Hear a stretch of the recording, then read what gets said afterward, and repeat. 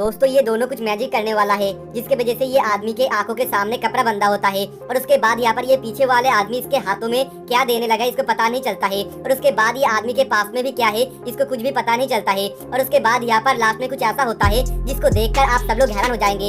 उससे पहले अगर आप अपने माता पिता या महादेव या हनुमान जी से सच्चा प्यार करते हैं तो चैनल को लाइक करके सब्सक्राइब कीजिए। अगर आपने चैनल को लाइक करके सब्सक्राइब नहीं किया इसके मतलब आप अपने माता पिता या महादेव या हनुमान जी से सच्चा प्यार नहीं करते हैं। मुझे मालूम है कि आप चैनल को लाइक करके सब्सक्राइब जरूर करेंगे। और उसके बाद इसके पीछे वाले आदमी अपने आंखों के सामने एक मास्क पहन लेता है डरावना, जिसके वजह से ये आदमी जब अपने आंखों के सामने ये कपड़े को खोलता है और उसके बाद ये देखकर ये शॉक हो जाता है। लेकिन